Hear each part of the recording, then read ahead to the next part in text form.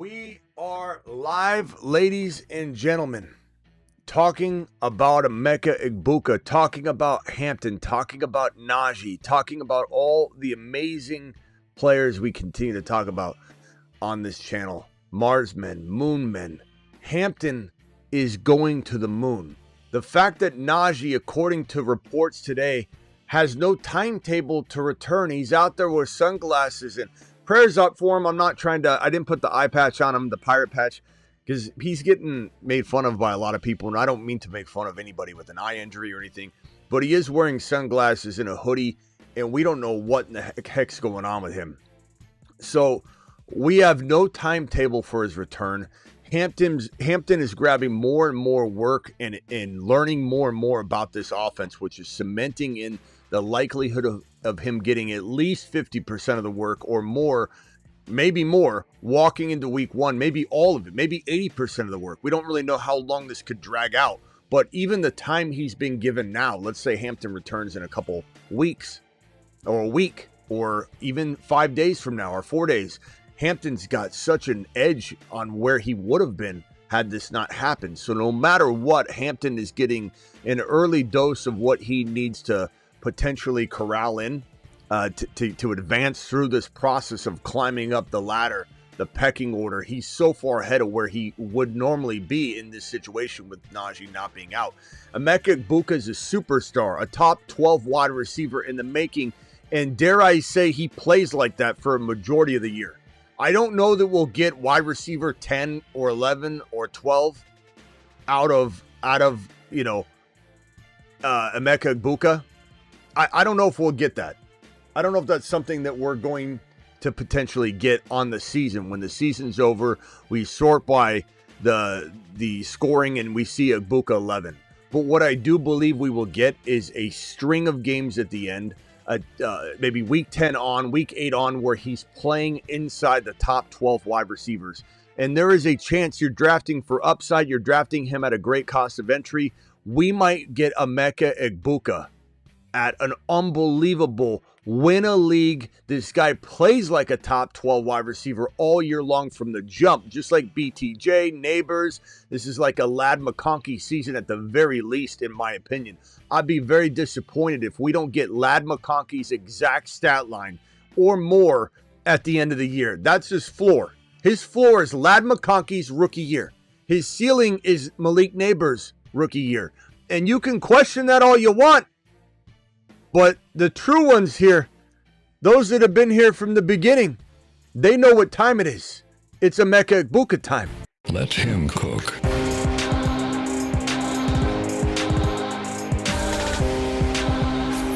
Live from the FantasyFootballShow.com studios. It's the Fantasy Football Show. Live! Monday through Friday, 8 p.m. Eastern. Smitty is also live whenever news breaks. Ladies and gentlemen, we're here to discuss the inevitable takeover of Hampton in LAC, taking the job from Najee Harris at some point. Now, is he taking it as we speak? Feels like it. Feels like we're more likely to see Hampton walk out of this situation in week 1 or 2 as the lead dog of the backfield than we're not. It feels more likely than not that he will be the one in the 1-2 punch. There's no way Najee has enough time to catch up and get where Hampton already is. Keep in mind, Najee's not a player that sat on this roster, learned the offense last year, went through all the hoops, and has a big, grip, a kung fu grip on the knowledge base of the running back and running attack and running back room. This is a running back that is also learning the system, and he's not there to learn it. Hampton, dare I say, is probably way ahead of him. And so at the very least, if let's say Najee comes back in a week or so, and we don't know, there's no timetable. As of today, there's no timetable, which should be an alarming thing if anybody's expecting Najee to do anything. But let's say he comes back in 1 or 1.5 weeks time, not the end of the world, but he's certainly behind. We're looking at probably a 65 to 70% Hampton workload. It is what I would guess. Number one, you got to think about it from this perspective. Hampton was drafted to be the future running back of this team, regardless of the Najee signing. Najee's on a 1-year deal. And so there's no benefit to rolling back time and saying, well, we brought Najee in for a reason. And even though Hampton surpassed him, and Hampton's absolutely surpassed him, let's dial it back and get our money's worth of Najee. There's no reason to do that. He is where he needs to be sooner. It's unfortunate for Najee, but he needs to be he is where he needs to be sooner.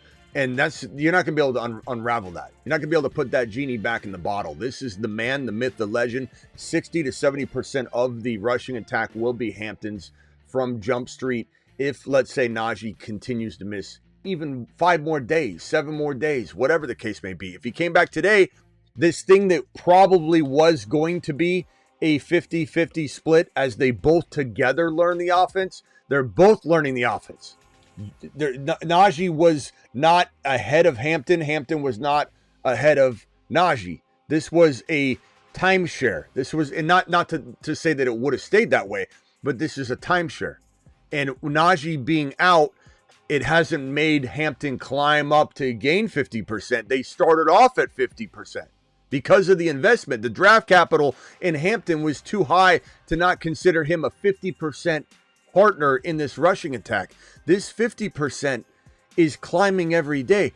In fact, I would say we're easily at the 55%, maybe 60% workload likelihood walking into the season. And right now, even if you say Najee misses the rest of this week but comes back Monday, then you're still at the very, very least getting 60% Hampton, 40% Najee. And honestly, in this attack, this would be fine. I don't even know that you want Hampton getting more than 60% run from the jump, because if he does get 60, he might avoid an entire rookie wall by the time he takes over by week 4 or 5. He's been eased in. He hasn't been overworked. He might literally have a blip in the radar in week 10, 11, 12. We don't even notice the rookie wall. It might be like that, and he breaks right through. Might be 1 game, might be no games. He might literally have no rookie wall. If he starts off going crazy in week 1, Najee's nowhere to be seen. He'll slow down in week 10, 11, 9, and probably hit a 2 or 3 week lull where he doesn't impress, a whole lot that string of games. Be a good buy low target, someone will advise you trade for before the week 11 or wherever your trade deadline is. And then he's going to explode through the rookie wall. And as I said, but if he does this, he starts off with 60% instead of 80 or 90 or 100, then yeah, he might avoid a rookie wall altogether. So it's in our advantage to kind of just take what we're getting right now and feel plenty happy with that. This way he gets enough work, and 60% of a Harbaugh rush attack might be 100 total yards and a good shot at the touchdown every single game. And again, I say this a lot. If you ever remember one thing about rookies with me, it's that here's week 1, here's week 17. And I always tell you this mid-season, we'll just call this week 8, that when a rookie wall is hit, and sometimes that rookie wall is 2 weeks thick, sometimes it's 3, sometimes in the case of Jamar Chase, it was 3 or 4 weeks, thick. It's a big rookie wall. Think of it like almost the best way to visualize it is when a running back's running through those dummies, the tackle dummies, and they get through and they're like slowing down, and then when they break through, they just bust loose. Kind of think of it like that. That how long is that? 1-2 weeks where they're getting kind of held back and then they break through. The one thing you got to always remember, and I always say this, and it's completely true, the real elite rookies, Egubka, Hampton, BTJ, Jamar Chase, once they get through this rookie wall, so let's say they start off hot, they start tailing off, they start getting a little tired, they go through this rookie wall, they're getting hit, they're left and right. Once they break through, the elite rookies skyrocket. It's almost like a second life. The NFL clicks for them. Something just clicks. Everything comes together. They break through the rookie wall, the mental hurdle, and every player, almost every time that's a rookie that is an elite player, when they get through the rookie wall, they skyrocket to the moon. And so that would happen with Hampton. That would happen with Harvey. That will happen with Hendy. That will happen with but Genty, if Genty does hit a rookie wall, but there's no rookie wall if in weeks 1 through 4, Hampton doesn't start off as the 80%, 90% ball carrier. If he's getting 50% of the work, he might start off as a 6, 7 out of 10 type of fantasy football player. And then this is a 10 out of 10. This is 0. And he starts becoming, he hits that rookie wall. But if he starts off slow and he's good, he's really good, he's earning his value, he might just literally never have a rookie wall and just continue on playing until at week 8, week 7 through 17, he's playing like a second round pick. That's how good he'll be. Second round value type player. Maybe he's scoring like a top 7 running back. So running back 7 from this week 7, week 8 on without a rookie wall. He just skyrockets. Perfect example of this was Jahmyr Gibbs. Didn't get used in week 1. Didn't get used in week 2. Didn't get used in week 3, 4, 5. It wasn't until week 7. Week 7 when Jahmyr Gibbs was used. His little rookie plot, when you look at Gibbs, was a perfect example of a little bit less than what we want. We don't want to be useless in weeks 1 through 7, but Gibbs was nothing. Was used, and I heard it from everybody left and right. People said, Smitty, I can't believe you had me draft Gibbs. My season's over. I'll never trust you again. I'm unsubscribing to the channel. And then in week 7, it went up and it never went down. The guy didn't have a rookie wall. There was nothing there. He exploded. We want something in the middle. We want somebody that's going to get used massively, even to the tune of like a 7 out of 10 ranking of talent or of production. And we're getting that, and then it's going to slowly creep up, and he has no rookie wall. That's what we want. A combination of what Gibbs saw in terms of his trajectory and also somebody that's getting work from day one. So happy with Hampton. Najee, nothing in sight. No chance that this guy is going to hold off Hampton on the year. I just don't see it as a possibility at this stage in the game. So I'm excited. You should be excited. Hampton's season is in full effect. He's part of the HHH and Associates. In a jam, call HHH and Associates. Triple H and Associates. Locations on Earth and Jupiter. And Hampton, I believe, is on the Marsmen. He's on a shuttle to Mars. Marsmen. Hampton on the Marsmen, as is Emeka Egbuka. And now time to talk Emeka Egbuka.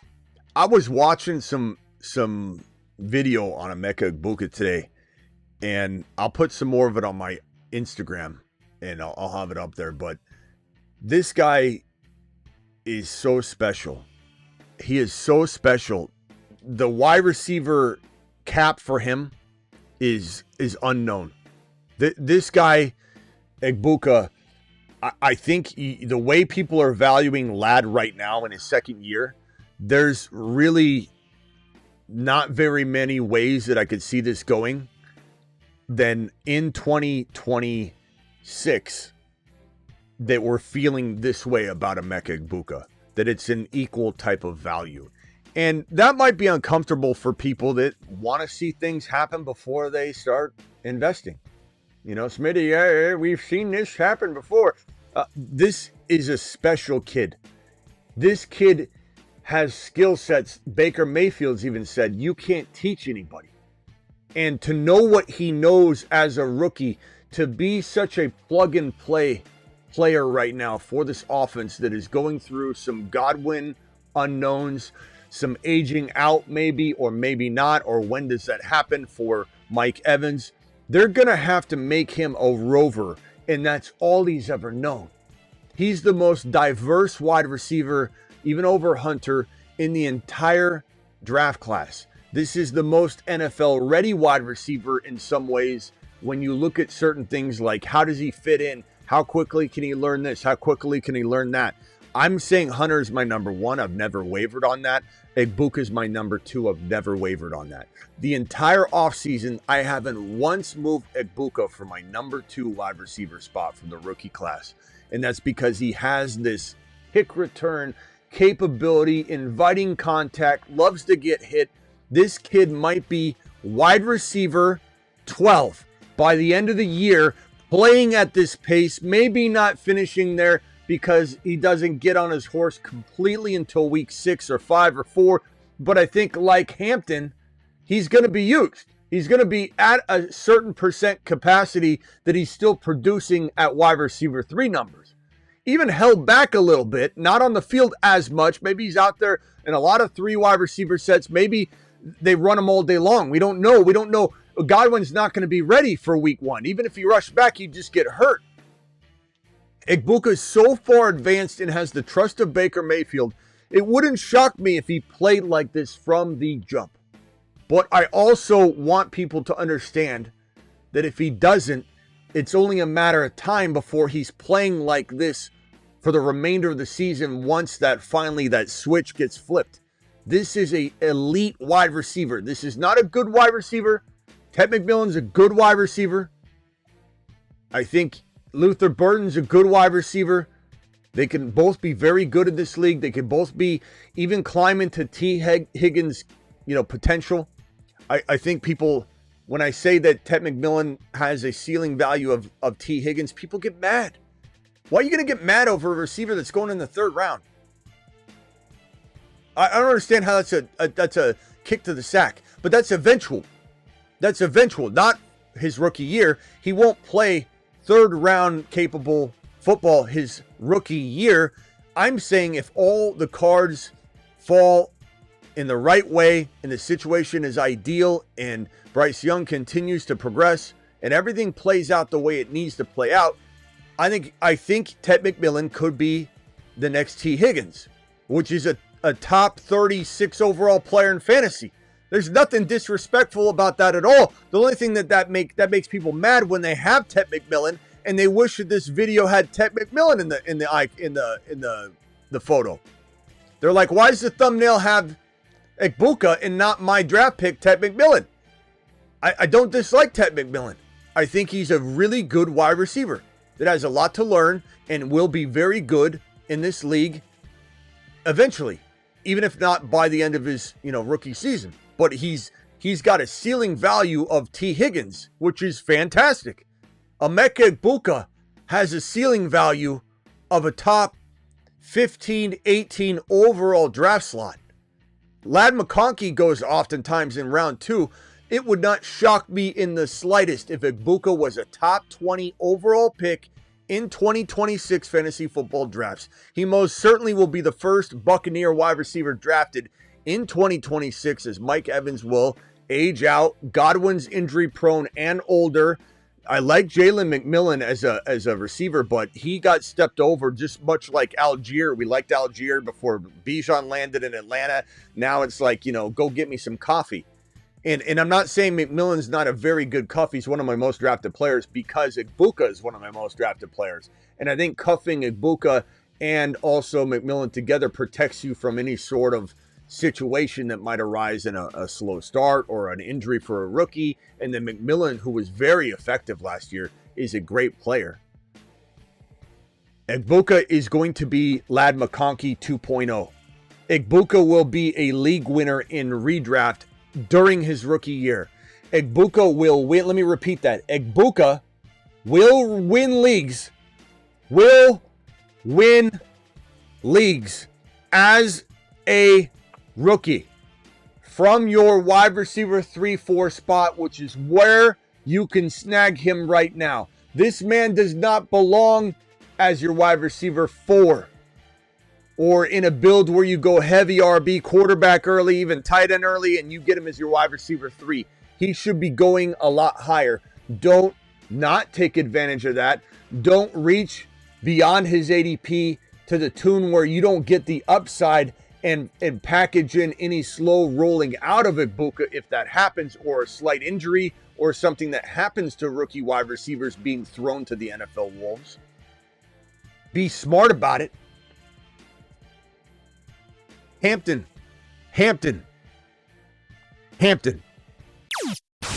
Too much. Egbuka.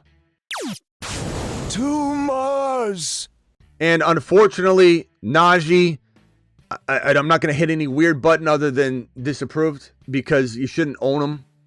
I don't think he's a must cuff by any means. I'd rather go get a different player that has a lot of standalone value or win a league upside than to cuff Najee to Hampton. I don't think it's necessary. You've just been Smitty disciplined.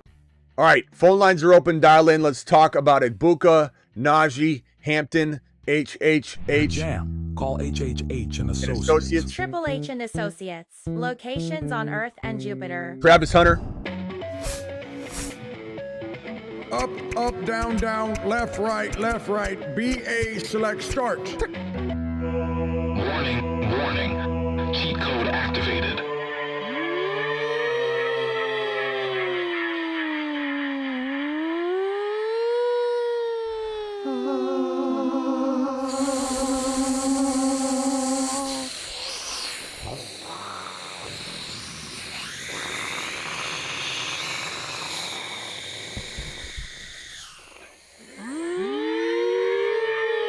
Warning, warning. Cheat code activated. Cheat code activated.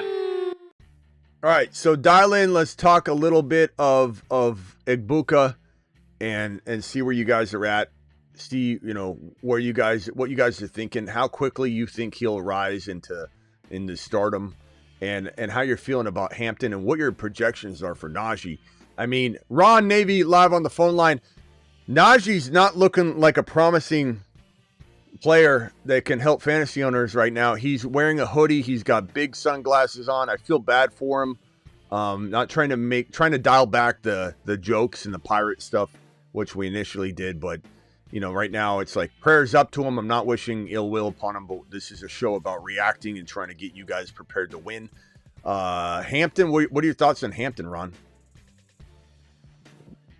I think you're being too hard on Najee, to tell you the truth, and I think that it'll happen the same way as we thought it would happen. I think Najee will be ready, and I think Hampton will they'll split it, and I think Hampton will not be given the job right away, and that's my feelings on it. I'm not surprised. I'll tell you that. Because I know Najee's always given 150% of himself when he was with the Steelers, even with the crappy offensive line and everything else. Najee is just he's a lot like Henry in the way he runs. He runs over people. He looks for contact. He breaks tackles. I don't look. Najee has everything to prove. He's got a better offensive line. I think. Hold on one second. Let me merge Travis in real quick. I think you're over exaggerating a little bit on. I know you want Hampton to come out, and I understand that take that you're having because you're hoping for Hampton, but yeah, but I would not. I just can't see. I will say though, Ron, that I mean, as much as, and I think people think this about me a lot, I'm pretty objective. I know it when it seems like I'm just coming out to pump up, let's say, the situation because I want Hampton to do well.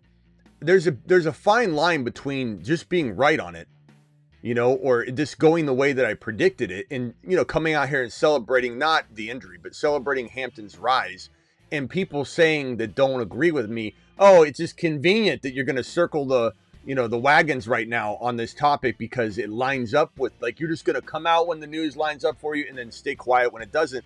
And that's not the way I operate. I'm a very adjust and adapt person. So I know that that's the way it probably looks to you. I would venture to say there's some Najee loyalty in your voice. Pittsburgh Steeler ties. And you are very, and I like this about you, Ron, because I think you'd defend me if you defend any of us. If we were ever down and out, we needed a shirt, you'd take it off your back, Ron, you put it on us. So I appreciate this about you. You're a good dude. But you are a defender of the down and out. And I think a little bit of you, like, give me something, give me how you not think down this, and out, Smitty. I'm just going by facts. but I'm going by he's not character. even playing right now. No. You've watched Good Morning Football, right? On there, he always awards the scepter every week for the hardest runs and this and that. Najee is a multi-winner of that award.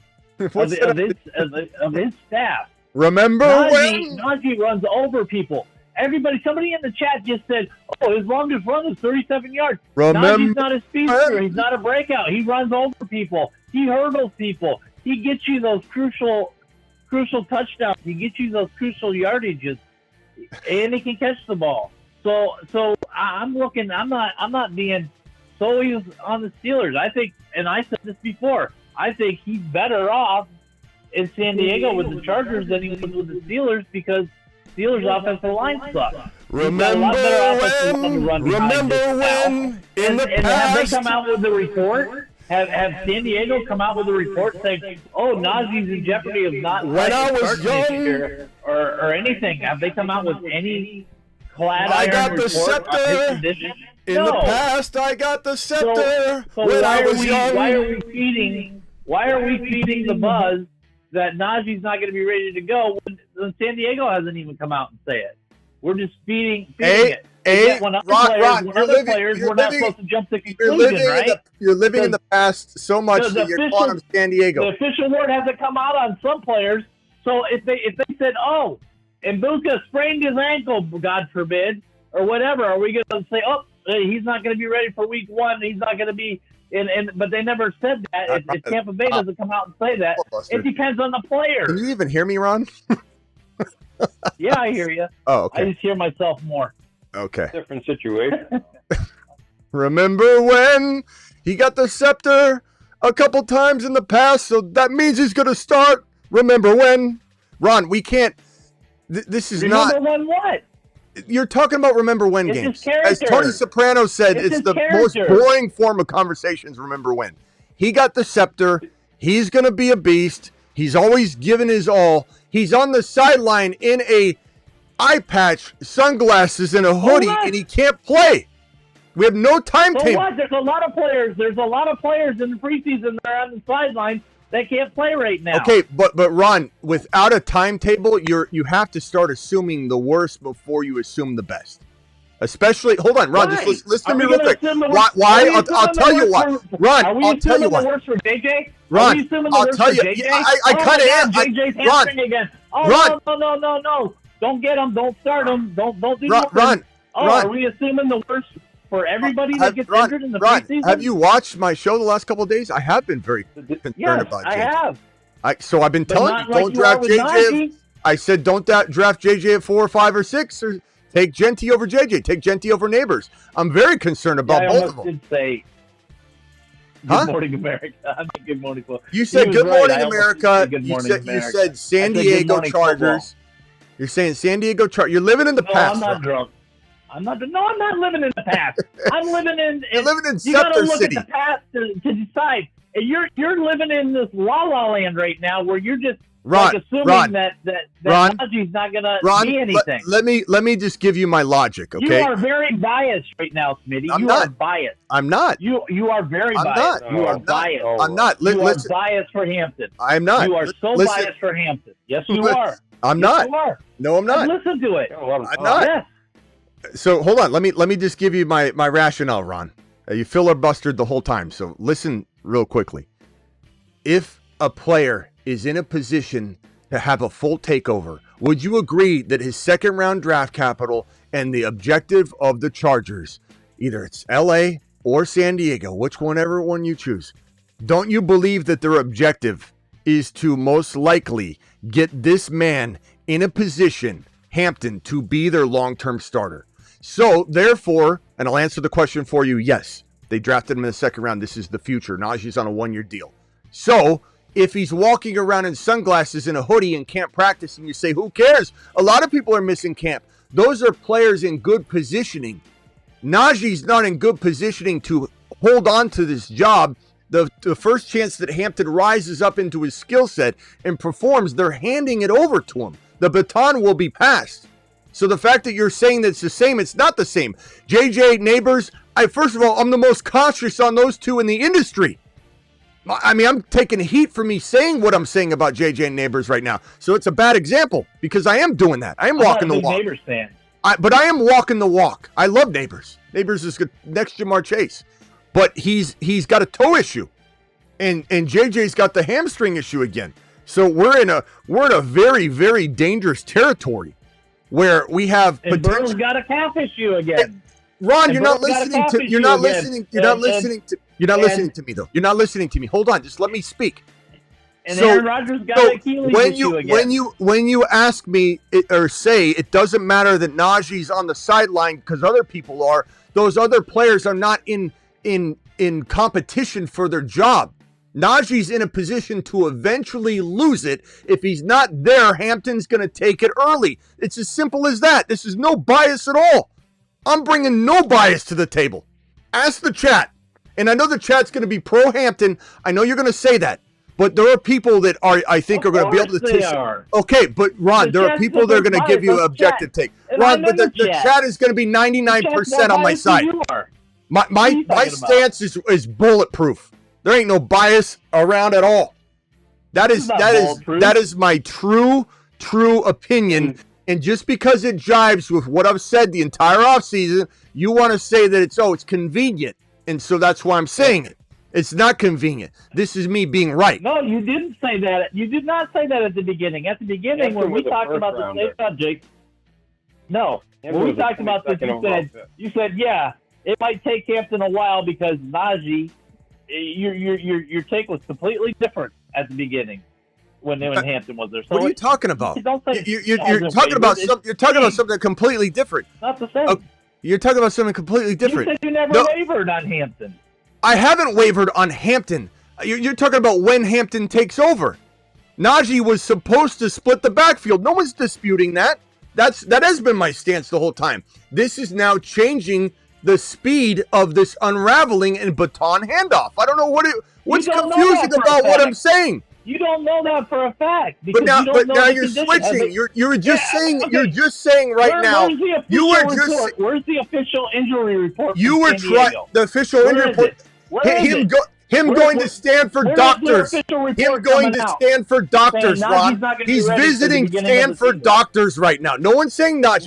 You're not. Ron, clean the earwax out. You're not listening to me. I didn't say he's not playing week one. You're putting words in my mouth. I said he's losing ground. I said he's losing. There is official news, Ron. There is official news. Let me tell you what the official news is. The official news is that there's no timetable for his return. None. He's wearing glasses. He won't show anybody anything. He's visited multiple handfuls of doctors. Have they officially They're come hiding out it, Ron. They're hiding it. Okay, regardless. Now they're hiding it. Now they're mysteriously hiding it. What reason would they have to hide it? Ron's not when listening. They got supposedly the guy is ready to take over Hampton, and why hide it? You're not listening. But what's the reason for hiding it? Ron, you're not listening. There is no reason to hide it. You're not listening. But yet they haven't come out with it. I am listening. You're not. You're not, Ron, because you're saying things like, you did waver, or you haven't always had the stance. You're not listening to what my stance is. My stance is that Najee was in the way for a slow unveil of Hampton takeover. I've never wavered from that. The adjustment is Hampton is now in position to take the job earlier. That is the whole concept here. I've never wavered on how I've stated how Hampton will eventually take over. No doubt about it. Najee was going to be in the way. That is fact. And now it looks as though he's not going to be as in the way as he was going to be because he's missing time and he's got to learn everything the same way Hampton is, and Hampton gets to learn it. I don't know what's so difficult here.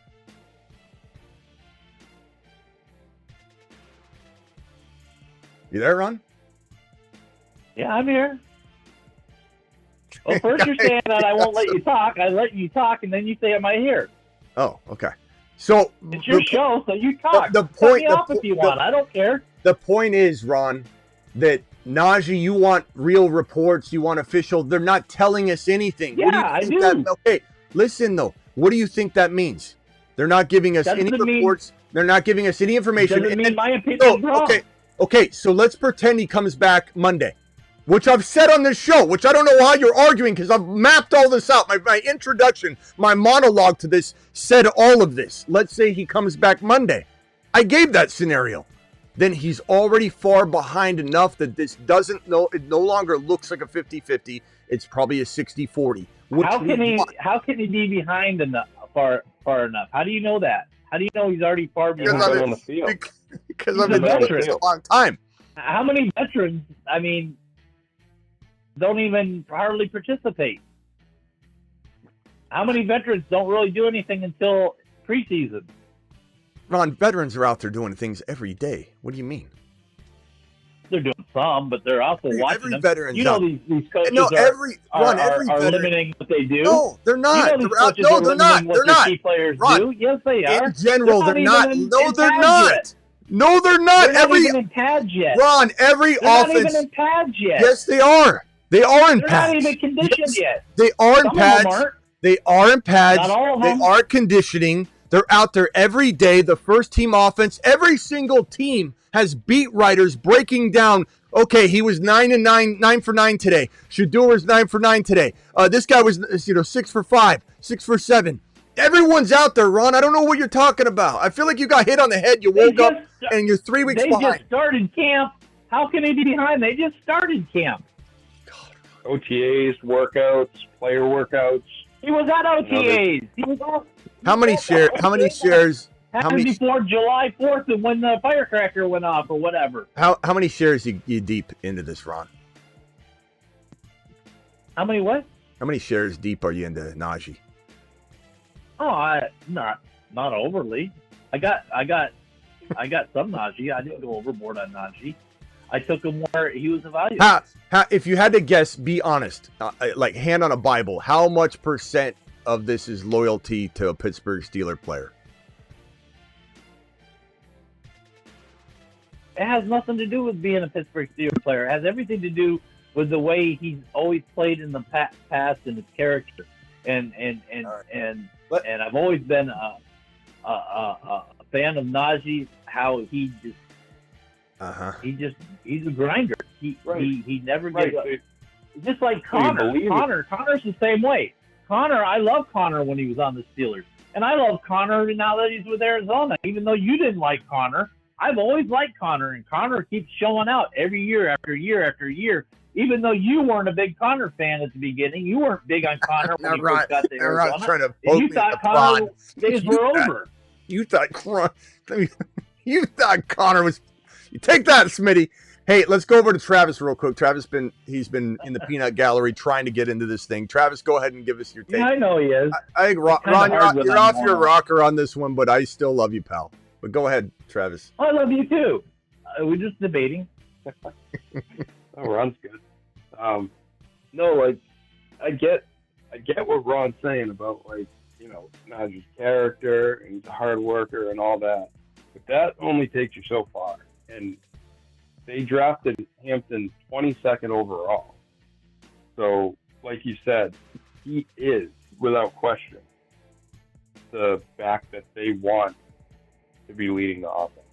And when it was all things equal, yeah, we figured Najee would have a little bit of an upper hand because of that character, because of that experience, all that. But Hampton has been on the field. Hampton is, the longer this goes with Najee, the more Hampton is going to pass him by and be more ready than he is. Now, I'm not saying Najee can't, if he comes back, if he gets on the field, he will play a role. If he's healthy, he'll play a role on the team, in a pretty significant role. They're going to run. But he's losing ground on a 50-50 battle is the kind of premise here, Ron. Right. He was in a 50-50 battle, and now he's been out since July 4th. It is almost going to be 1 full month. Listen, I don't look at it any differently than I look at Gibbs Montgomery.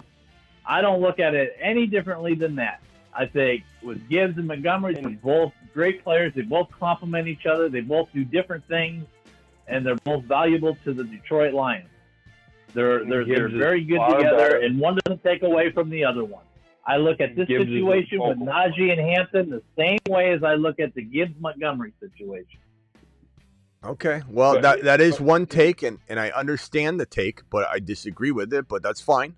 And there's nothing wrong with different opinions. I just think when you came into this live stream, you were making, and you made a bunch of different assumptions that I already covered. Like, that this is like Najee's gone. No one's saying Najee won't re-enter the picture. Let me merge DJ in real quickly. He's been wanting to get in here. Hold on, DJ, 1 second.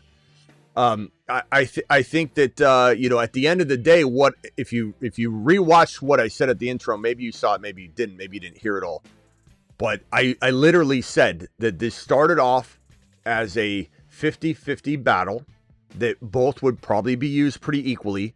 That would be a slow unraveling of Hampton, which would avoid a rookie wall. And I said there's good and bad to this. It's good that Hampton would be used a lot to the tune of 50% in a hardball run system would be good. It'd be a lot of production. And so he's going to do well no matter what. But now that this is okay, it started 50-50. They're both trying to learn this system and play together, jive together.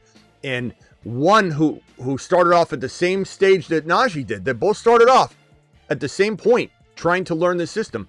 One is out there for a full month of July. The other is not. So the edge is going to go to Hampton now. And that doesn't mean Najee is in 30%. I put the numbers on the board. I said 60-40.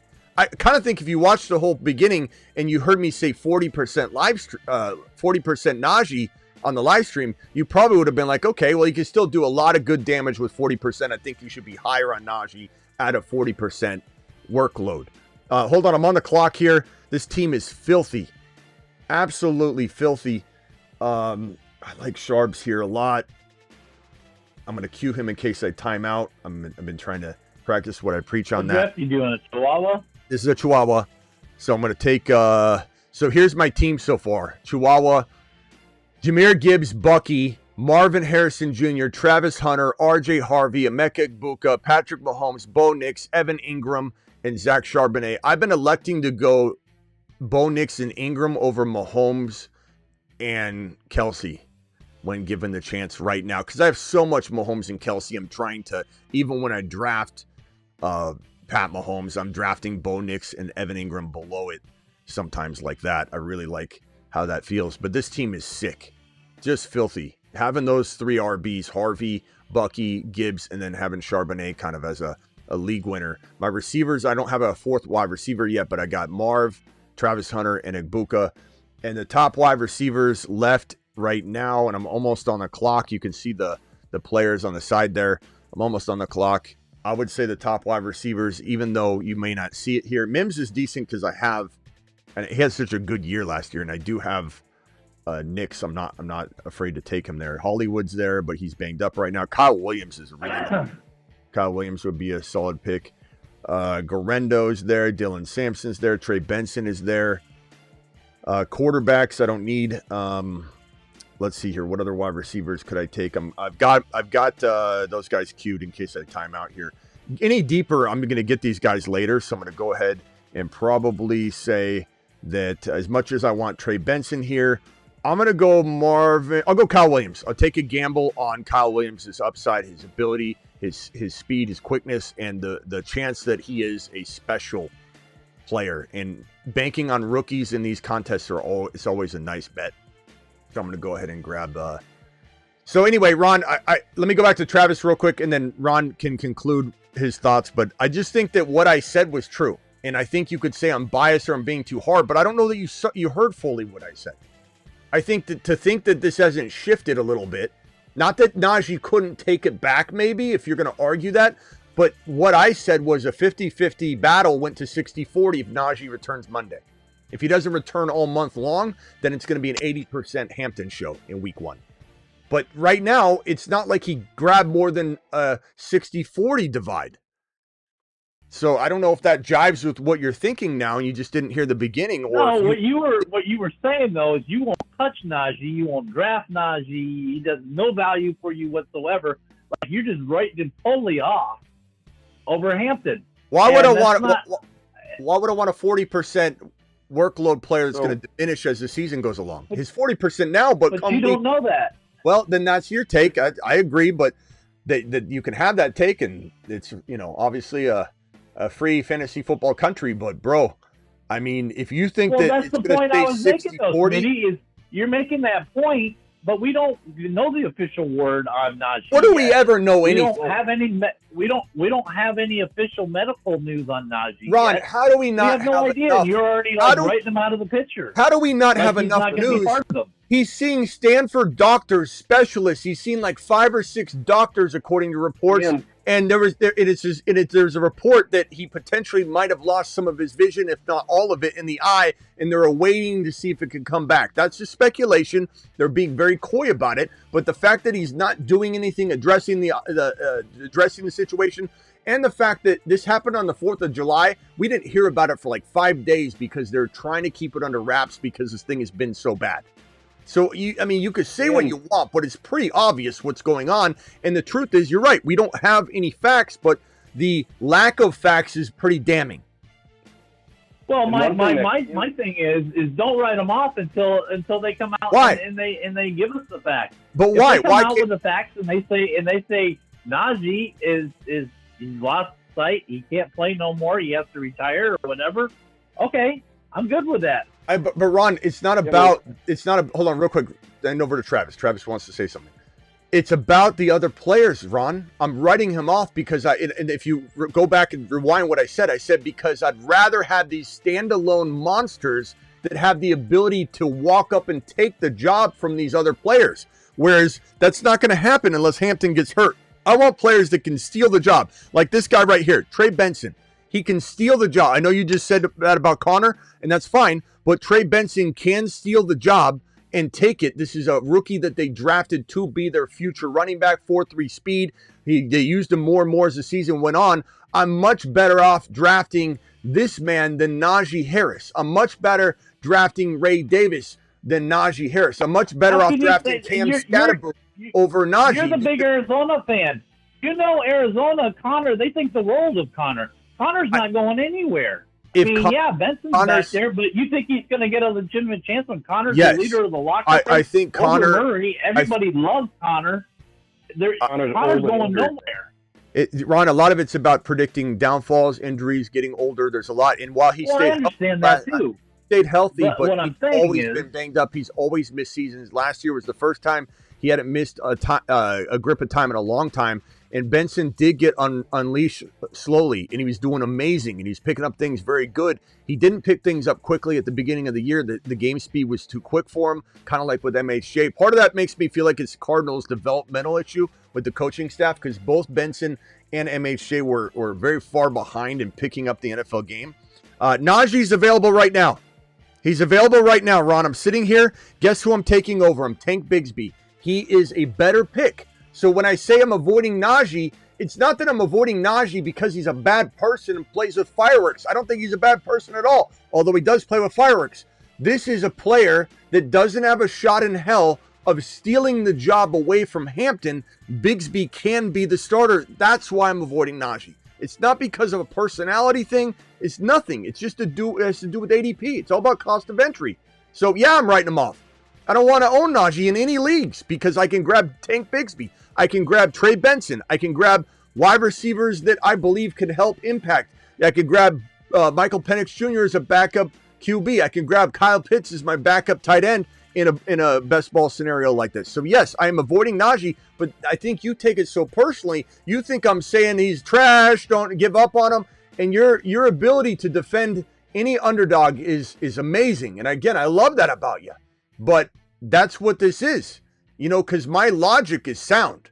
There's no bias involved. It's saying Najee at a 40% clip is what I'm assuming he's getting workload wise. So you take, they're only going to tail off. You take Tank Bigsby in the 9th.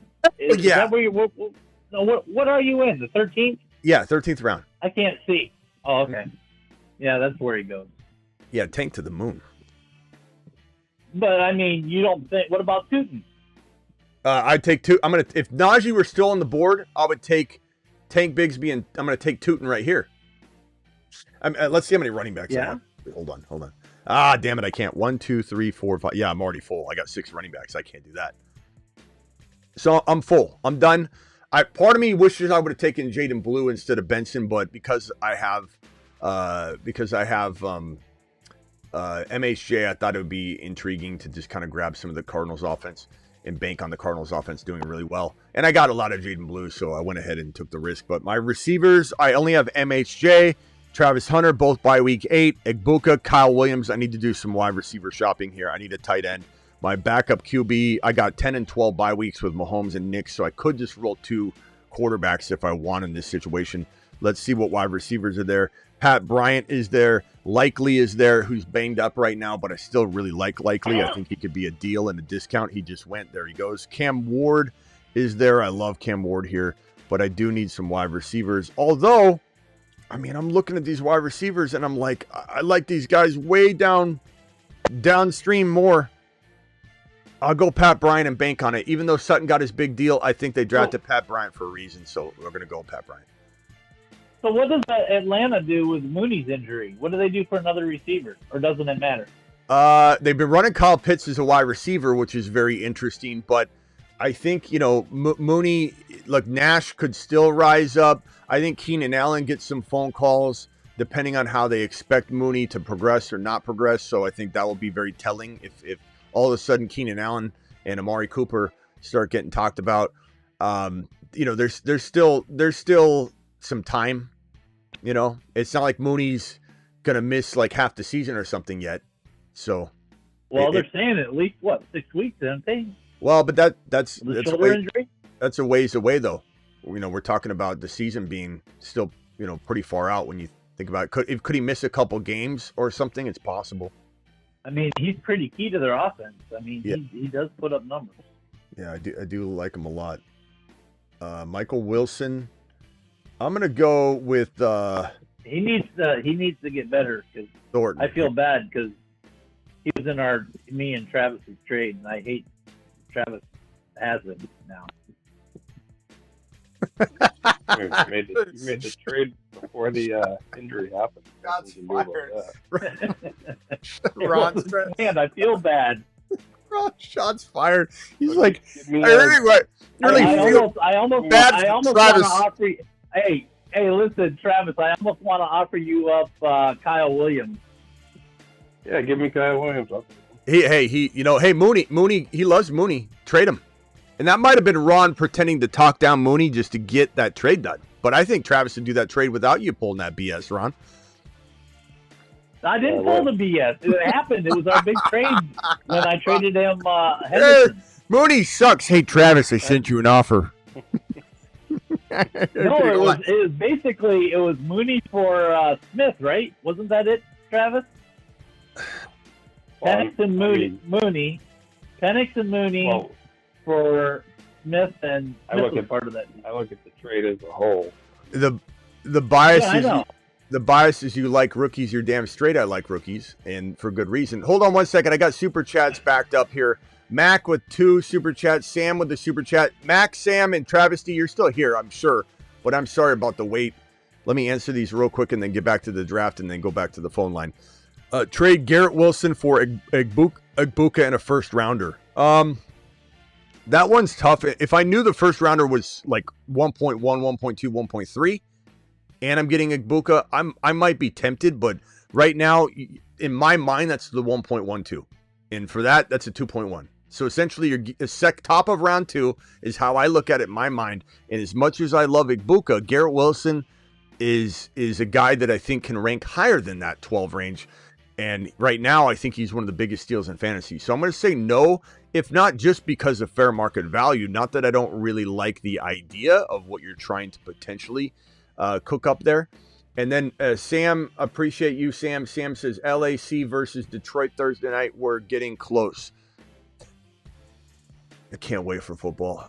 I part of me can't wait, but then another part of me gets so bummed about losing this time frame where no one's right, no one's wrong. It's a bunch of yelling and screaming. It's a bunch of just predicting. And even if we're having the most accurate season in the history of predictions, it doesn't change the fact that I do love sitting in a world where nothing has happened yet, and you just get to cook up concepts and have discussions about, Arroyo's there. Hold on 1 second. Let me make this draft selection. Get Arroyo. Love Arroyo is a league-winning tight end.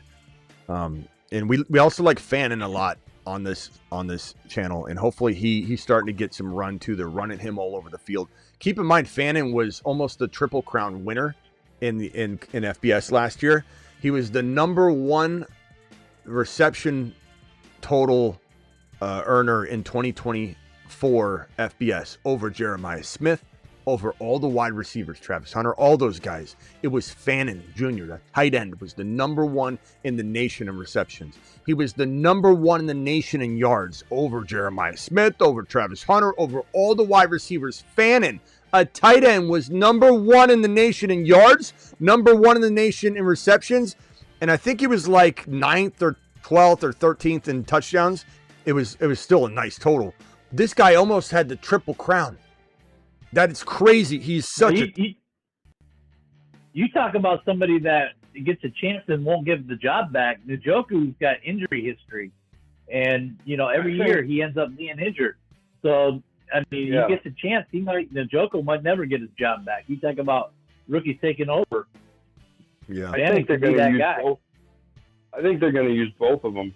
It kind of sounds like, and I think we're finally coming to a point where, because it takes tight ends to become a complete tight end, sometimes a year or two, they're realizing that these guys that are weapons, like an Arroyo or Fannin, a Gadsden, they're going to find routes for them to run, almost as receivers.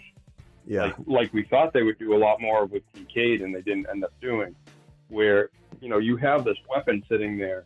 You don't want to just, wait until he's a complete tight end. You find ways to get him the ball. And it seems like teams are finally coming around to that. We'll see this year. But. Yeah, we'll see if they do adapt to that. But Fannin, Arroyo is going to be a traditional tight end, but play so aggressive. Like he's Antonio Gates like. Arroyo could be the next Antonio Gates. I'm not saying he is. I'm not saying lock it in or draft him that way. I'm saying that when you pick him where you're picking him, and I took him at what pick was it? The 16th round. Some of you do 15-round drafts, so he goes undrafted. So please understand what I'm saying. I'm not saying to draft Arroyo as the next Antonio Gates. I'm saying you draft him as a double-digit round player at 15, 16-round territory, and you get a guy that has the potential to be that good. Najee doesn't run fast. Sorry about it, says Mac. Mac is just telling Ron that, I think. And then Mac also he said... never run fast. Mac says, is it better to underdog for months or wait? Money wise, is it better to underdog for months? You mean like, is it better to draft? I'll say it this way in case this is what you're asking. When people say I like to wait until August when we know what's up, that has major disadvantages. Just like drafting early, and then like when we drafted Jordan Whittington, the wide receiver for the Rams, when we thought that before Adams landed on roster.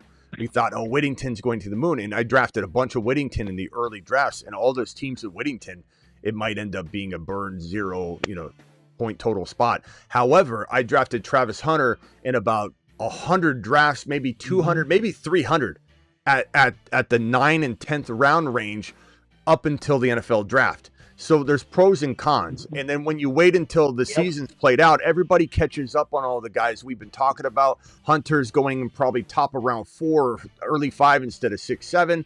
Rashee Rice, you're getting now in 4. That might change if there's no suspension. There's different advantage points everywhere with these things, and there's no right and wrong to it. I guess I would say this. If you're not a very knowledgeable person about the offseason because you don't have time, you work too much, and you're a catch-up kind of person, then you probably don't want to draft early because you won't know everything. So you need to wait and absorb August and then do all your drafts at the last second. It really depends on how up to date you are. If you're watching this show, do a good mix. Yeah, mix is perfect. If you're watching this show, because ADPs are so much different at the beginning. Like you were saying, Smitty, and we know this. We can get great value on these players early on, and you're going to miss some of these players that you're taking bets on, but you're getting them at such great ADPs, and then if you wait and you don't draft all the way till August, ADPs you can't get the same combinations. You can't even get top of the board same combinations, like with the quarterbacks and receivers and that. It's all changed too, so it's best to do it throughout and have a nice mix, so your mix and you're keeping up with the ADP. So you have your great values at the beginning, and you're going to miss some, but you're going to hit on some. And then toward the middle, things start tighten up a little bit. You're getting different combinations. And then at the end, everything's tightened up the most it's going to be before the season starts. And then you got that. So you got a nice little mix if you go all the way through. Yeah, not to mention there's other pockets too in between. So drafting early, you get Travis Hunter in the 9th and 10th round when people are scared, and you're listening to this show 365. So you know that we're smashing the Travis Hunter value. Harvey, all that. Hendy, got Hendy in like the 7th, 8th, 9th round, whatever. We're smashing those teams. Other people are too, but then the second part is Rice is another good one. Yeah, Rice. He went from a value to the second round, and now he's back to being kind of a value. Yeah, so there's pockets, and then on that note, the pockets of when to draft like throughout the year is right after the NFL draft happened. We jumped into drafts, and the ADP is using the most recent ADP that they have, and that had Harvey in the 6th, 7th, 8th, 9th rounds. And so the first night that the drafts dropped, before they could put an adjusted ADP up, it was using the pre-NFL draft ADP for one night. And so we went in there, and it influenced people. They forgot Harvey, where he was ranked. And we got Harvey in I think it was 8th and 9th round. I got him in 15 drafts that night. And then the next morning it updated because people were reaching a little more. And he climbed up more and more as the ADP data updated. But there's little pockets where you can take advantage of that. Here's the team real quick. Mahomes, Bo Nix, Jalen Milroe, who I think takes over by week 4, 5, 6, somewhere around there. Gibbs, Bucky, Harvey, Sharps, Benson, Bigsby. That running back room is disgusting. It's filthy. I got a lot of bye week 8s, so I do need to have Harvey and Bucky healthy, but those are two really good running backs to have for that bye week anyway. Marvin Harrison Jr., Hunter, Egbuka, Kyle Williams, Pat Bryant, Dante Thornton. I should have drafted McMillan. I usually do that together, but that's still really good. I'm cutting it close again to have Egbuka, Kyle Williams, and Pat Bryant just for that bye week 8. But since this is a long-term season, it's not an eliminator. I'm not so worried about if I get one player wrong and I miscalculate this bye week 8, which is a brutal week for everybody, but especially me. I've got Evan Ingram, Arroyo, and Sanders. Pretty solid team. I like this squad a lot. It looks pretty good. Definitely a fan of it. Sometimes I walk out and I'm not a big fan of the team, but this one I am. All right, let's jump into one more of these same. I won't hit the button yet, so please don't hit it yet or you're not going to get in. Chihuahua 2, $4 entry. If you want to get in on this, the link is pinned in the live chat. The link's in the description of the video. Code Smitty gets it done as well. And you get a 20%, or not 20%, I'm sorry, 50% match on your first deposit all the way up to $1,000. So if you deposit $10, which is the minimum, you will get $5. You have $15 to play with. If you do 100, they'll give you 50. You do 2,000, they'll give you 1,000. So 50% match on your first deposit, all the way up to $1,000. And we're gonna go to. So what you're gonna do is you're gonna download the app by clicking that link. I'll give you guys about a minute to download the app. It should be really quick to sign up. And then what we're gonna do is, for those of you waiting, don't click it yet. I'm not getting in.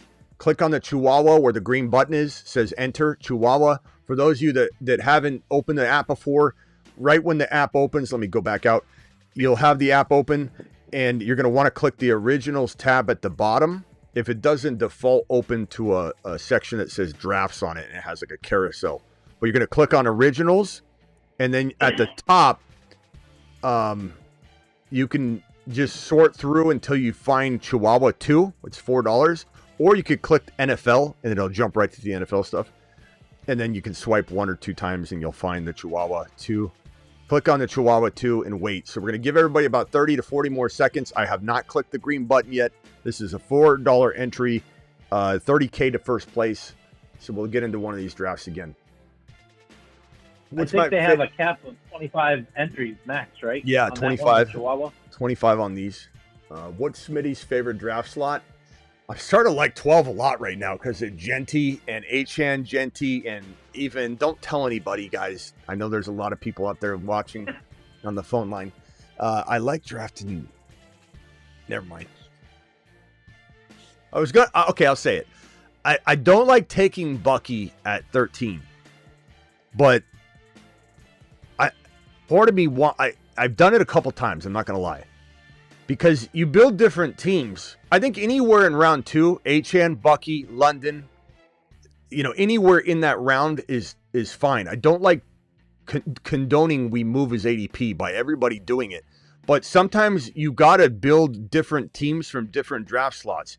And if you only draft Bucky at the 15, 16, 17, 18, you don't know what kind of team you might win a league. Like Bucky might be the league winner. And if you don't have players that you sometimes grab at the 11, 12 with them, you never build a team like that, you might not get the winning team. So Genty, Bucky together feels like gold. And I sometimes naturally get that with an early Genty pick. And then I get Bucky, but then building it from the 11 and 12 picks is fun. All right, 10 seconds. We're going to click on the green button. Chihuahua 2, 9, 5, 3, 2, 1. Hit it. Phone line, there's no delay on YouTube. There's a little bit of delay. 10 more to start. If you got in the wrong one, you can still join 2 if you want. You can click it again. 3 more to start. 2 more to start. 1 more. We fill it faster than anybody. That draft is now loading. We filled 10 spots that quickly. It's crazy. That's faster than our mock drafts back in the day. What I love about Smitty, I'm going to jump off. Travis, take care. Chat, take care. All right, Ron. Hey, Ron. We appreciate you. I know you don't take offense to it, but we appreciate it. I don't take offense. You don't take offense to me, so why would I take offense to you? I don't know. All right, later, bro. Debate. We have fun. It's been a while. All right. You're wrong. You're wrong what? You're wrong what? What'd you say? Ron, I know Ron thinks he's being objective, but it's so funny when people... Oh, I'm sorry. DJ's been there. 623 caller's been there. DJ, because I know you're going to hang out. 623, you're first. I'm so sorry about the wait. What can I do for you? Poor guy. You guys have been like ninjas, just hiding. We didn't even know you're there. Just sneaky. You're muted, 623. All right, I got the 1 pick. Okay, 623 might have fallen asleep. Let's give him time to get back. DJ, you're live. I'm gonna go. Excellent show as always. I actually wanted to ask Ron Navy what he thought of Caleb Johnson being up there in Pittsburgh. But with the Najee, Hampton, Chargers, there's nothing to see there, in my opinion. I said it earlier. What do you mean? Nothing to see what? In terms of what we're talking about with Najee, as it's really, I think, impact. You're cutting in and out. We can't really hear you, DJ. It got muffled. I don't know if you put the speaker on. Let me. I'll put the speaker on. So what I was saying was, with the Hampton and Najee, Najee being injured or not injured, I didn't think there was anything to see there even when he first came.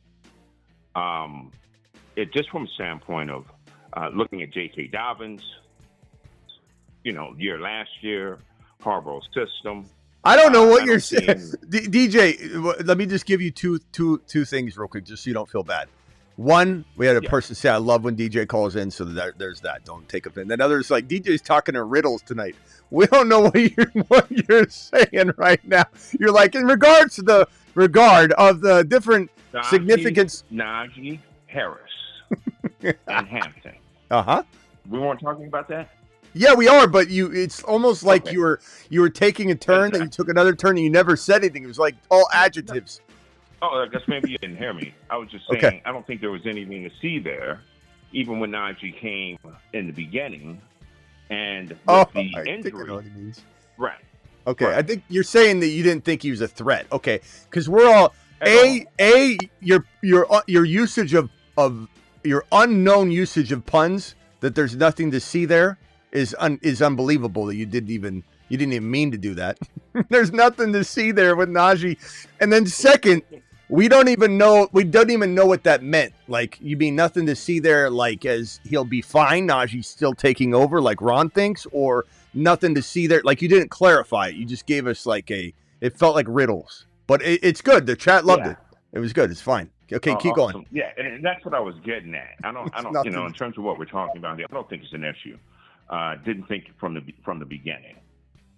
just from the system and whatnot. But I appreciate that. There was a little pun intended. It was like when someone's trying to give you shock value and they're like, I don't mean to say this, and it's going to come off as rough.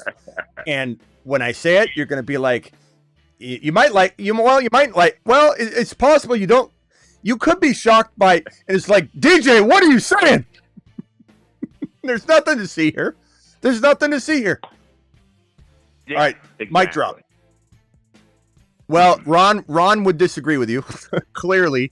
But Ron, if you are out there watching, DJ would like to know what you think of Caleb Johnson. And dare I say, Caleb Johnson is another version of Judkins to me, but on a lesser scale, because I do like Caleb Johnson a little bit more than I like Judkins, but I didn't like his situation because I think Sampson's better and Ford's pretty good. So I think it was, even before the situation turned out to be the way that it turned out, it was, I believe, scarier than people were probably giving, thinking it was. Let me just draft real quickly. Garrett Wilson, and I'll go early Kyron Williams, just because, honestly, anywhere in round 3 is amazing for Kyron. That is a little bit of a reach. I know I yell at people for reaching that he was down like 13 picks, but look at all the RBs ripped off the board. I'm not getting a single one back. I want my guy. I've got Bijan, I got Kyron, I got Garrett Wilson. Okay, DJ, go ahead. So, yeah, just from a standpoint of, in fact, I'm wondering why we even got rid of J.K. Dobbins. Could have been a contract thing or what have you. But because he played like trash. Najee, he's a pro. Yeah, but Najee, he's a pro, but he's not very and hasn't been very effective. Line aside, you can argue that back and forth. No. But he got the scepter twice. But he got the scepter. Oh yeah. Ron's like, how in the hell are you not going to take a scepter winner?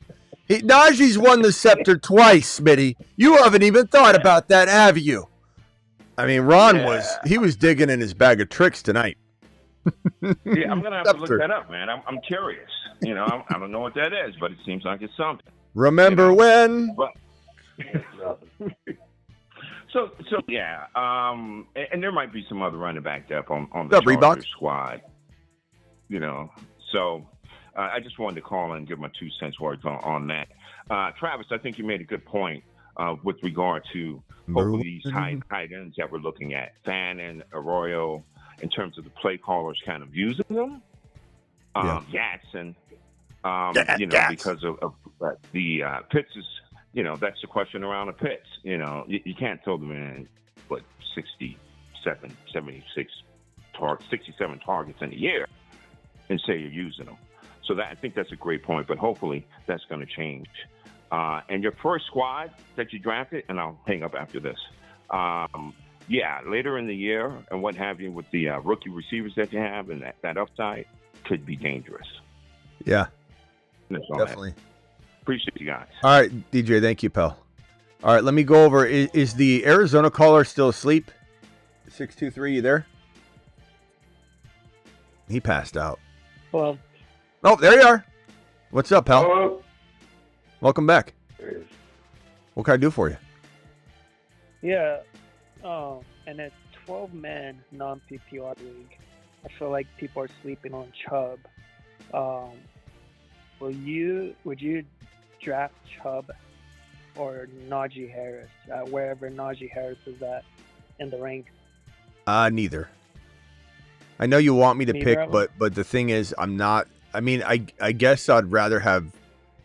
Yeah, because I mean, the thing is, you've got Woody Marks that is the player that I think eventually could take over. I love Woody Marks. I think Woody Marks is a phenom. If in the receiving department, at least. I mean, he had, what was it, Travis? It was 83 or 86 receptions. Not this last season, but it was crazy. Hold on one second. I'm going to go ahead and take Joe Burrow. This is a sick team. I got Bijan, Garrett Wilson, Kyron Williams, Travis Hunter, Joe Burrow. from the one spot. That is killer, especially in a snipe environment where we got 11 other people from the show in here. That was pretty good. Yeah, 83 for 502. Yeah, Marks is a really, maybe Phenom was a little overkill.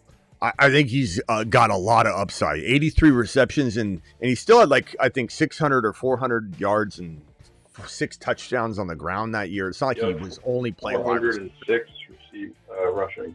Yeah. 3 receiving touchdowns, too. So that's like, what, 9 touchdowns? Did he have 9 touchdowns that year?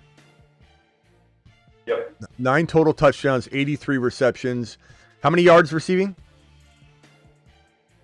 502. So about 900 to 1,000 total yards, 500 receiving yards, 83 receptions. That's the guy I'm banking on. And Chubb is the kind of player that it's, I don't mean this the way that it might sound, but it's like when I get that call and somebody's like, hey, man, just had a question for you. You think Chubb could do it? It's like whenever I get those calls or, hey, Smitty, do you think that Kendre Miller is gonna? It's like I feel like Chris Farley's calling me, talking about, you remember when? I feel like the question is, I found this piece of junk on the sidewalk. Can you please tell me it's worth something? That's how it feels whenever I get a call on a player like that, and that's how I feel about both players. I maybe less than Najee. Najee's been so good he hasn't got injured. I get it in terms of what Ron's talked about. Not so good, but so reliable. Hasn't missed a game. I get all that, but he just maybe lost his eye. So there's a chance that he does miss games now. We don't really know what the details are on it. And as Ron said, you don't know. We don't know, but this could be a detriment not to know. You might be making Najee selections, and then it comes out that in order to save his eye, he can't get hit for 6 months now. They tested it. It didn't heal. They're worried about it. They got to do surgery. And all of a sudden now it gets worse. We don't know. Without any information, and the fact that we're in the blind on, no pun intended, damn it. Or the fact that we're in the dark, no pun, damn it, no pun intended. The fact that we don't know about what's really going on, and he's wearing sunglasses this big, and he's out there, he's literally, where are my glasses? I think I have glasses about that big. I think these are them. He's literally out there like this, bro. He's got these monster sunglasses on. And he's out there, these ones not fit. Really? That was your time to shine? Wow. Waited for that, huh? He waited all night to do that. Can you hear that? Is my mic not? Can you hear that when I do that? Can you hear me? Can you hear me doing that? No, I think they could hear it. Yeah. I think you hear that. Yeah, that's what he did. I don't know what that. I mean, okay. Oh, awesome. Call. Awesome job, baby. Mashed potatoes. Yeah, buddy. Turkey season. He waited all night for that. It's 2 a.m. Eastern. He get asked a serious question. We thought, and then he's like, I'm doing it.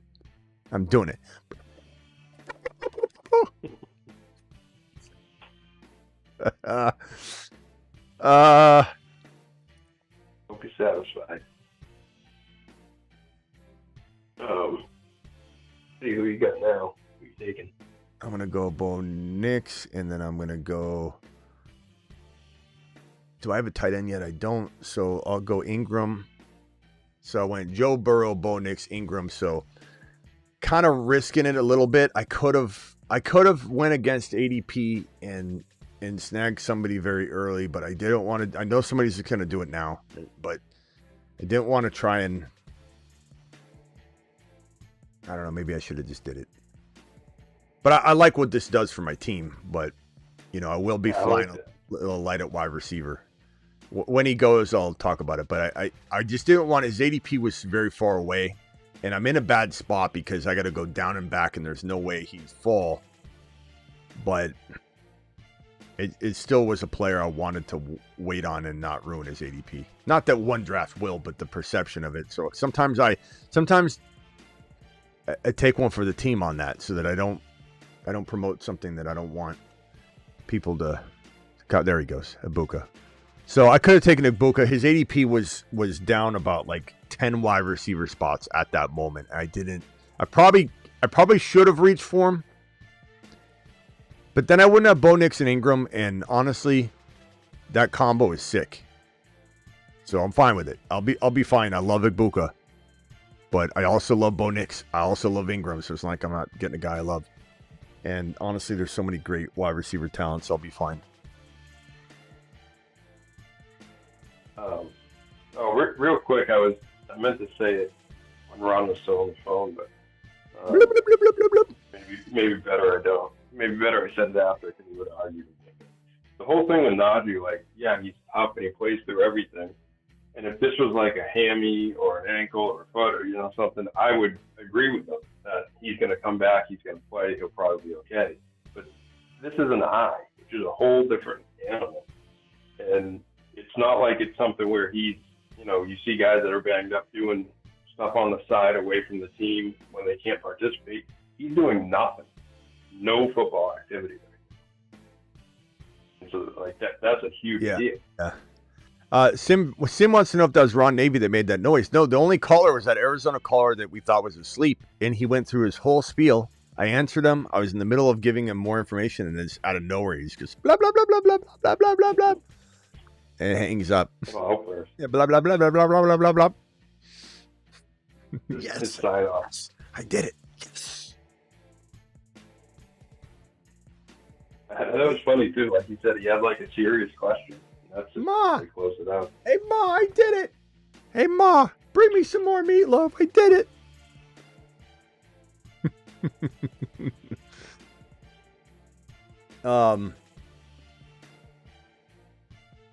Yeah, this team's pretty good. Bijan, Garrett Wilson, Kyron, Travis Hunter, Joe Burrow, Bo Nix, Evan Ingram. Pretty awesome.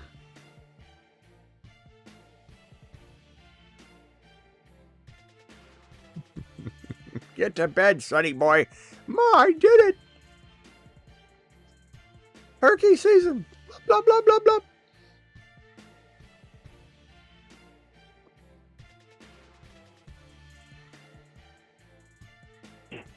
But anyways, in the chat. Oh, go ahead. Go. I was gonna say I seriously still want to answer this question though, but turkey sound and all, it just really is like, do you take Chubb or Najee, both of which, in my opinion, don't have an upward trajectory. At some point, do you take guys that have that ability to tank later over somebody like Bigsby or whatever, who's gonna only go upward? So that's kind of where I can't get behind that. Almost on the clock here. Zach Charbonnet. Okay. Let's go with Trey Harris. And then I will roll with... So I feel pretty good about my third wide receiver, actually. And I guess... Cam Scottaboo here. I don't regret the move because I wouldn't have Bo Nix and Ingram, so I love those players too. But in retrospect, reaching where, let's say his ADP is 83, and I could have taken, it wasn't that early to take Egbuka at 73. That if I didn't love who I took and I regretted it, it would be a mistake. Just letting you guys know the process. It's my job to tell you when I make a mistake, when I don't make a mistake, when I think I did great, just so you know what I'm truly feeling, and you could maybe learn from my mistake. I love Ingram and Bo. I might not even hit the button and do it. But if you are in a spot where you're like, he's going to go at the end of this round, you're not getting him back. You know that. And if he's good enough to go before the round even flips down to come back to you, it's really not a reach. You just don't want to reach like that at every pick, because then you end up having what looks like a team that's missing a third round pick. And you're like, somebody looks at your roster, they go, oh, he was your first round pick, he was your second round pick, but I don't really know who your third round pick was, because you got like a fourth rounder here, a fourth and a half, a sixth rounder. and you're like, who is your 4th round pick? That's how your team will end up looking if you reach too much. But there was no reason I should have looked at Egbuka as a major reach at 72 instead of where he went, or I'm sorry, not 72, 73 instead of where he went at pick number 77, which wasn't his ADP. His ADP was like 83 maybe. So not a big deal. I should have taken him if I wanted. But honestly, Trey Harris, and if I would have taken Bo Nix and not Ingram, I like Trey Harris, Bo Nix, and Ingram maybe as much as I would have Bo Nix, Egbuka, and whoever I got there. I don't know.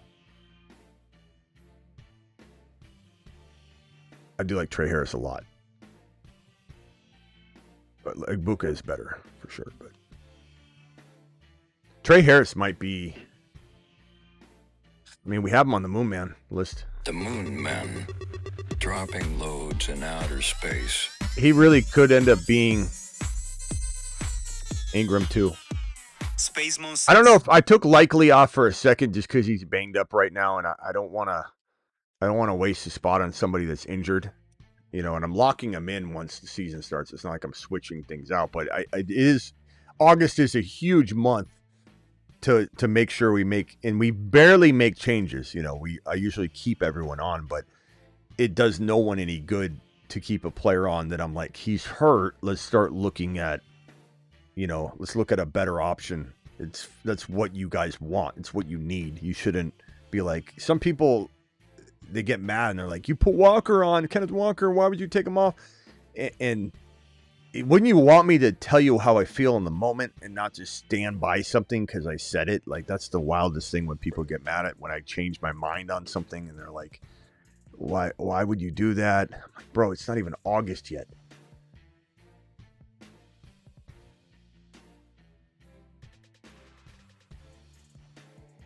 Oh, man.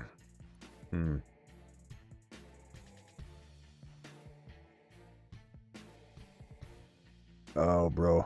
I'm going to time out. I need another receiver. I know I go really heavy rookie. I went Burden because I was going to time out, and I don't even know if he's going to be healthy enough. Going to time out here. I need another receiver. I'm going to go Mims. I don't know. I'll be honest. Those last 2 picks I'm not super thrilled with, but the sniping is kind of adding up. The players that I love are kind of not around anymore at this territory. So I'm either having to reach really, really far or take what I believe can be 2 very productive wide receivers. I do think they can. I really do like Burden as a talent. I just hate his situation. I hate it. I do like Mims a lot. He was very productive last year. And who's to say they won't use him the same? Even though he had a lot of short stuff that doesn't really add up. Passed on Pittman and Ayuk as you should. What's wrong with you? How can you pass on them? Love Mims. I do like Mims. Mims is pretty good. What do you have? 8 touchdowns, 7 touchdowns last year? What was it? Let me see. Let me pull it up. I got it right here. Marvin Mims, you sneaky little guy. 6 touchdowns, but only 503. But it was impressive. He didn't necessarily do it all at once. And I think if I get like Pat Bryant later, I can protect that if I want, or I could just go in a different direction. But he projects. He did almost all of his work from week 11 on as a receiver. Yeah, almost all. And they say he's earning the number 2 job there in Denver. So if he does better than he did last year and he plays the whole year, then he might be a steal. I think he's got a good role on that team. He doesn't have a ton of competition out of the slot, out of that straight slot role. So, someone was asking about Davion Williams, and from what I know, yesterday, I think it was, he was doing 11 on 11 with the ones, but then today he left practice shaking his head. And I guess they said he was getting over a previous concussion and came back a little while ago from concussion, so got to wait and see. But he's looked really good in practice and stuff. But Not good, though, if you're getting double concussions, Right. Already. Right. That could be he could be a concussion case. Who knows? Hopefully not, but don't take Najee. Don't take Najee. Don't do it. It's funny whenever we talk down a player, not as a person or anything, but just their ADP, cost of entry. It's funny how far they fall in a draft that we're doing. Nobody wants to be the one to take them, and then eventually somebody does. And I'd never make fun of anybody for taking Najee if they like him. I mean, if Ron were in here, he'd already be gone. He would have taken Najee early to prove a point to everybody. I like him. I'm going to do it. And I'm going to do it live. Ron ain't having it.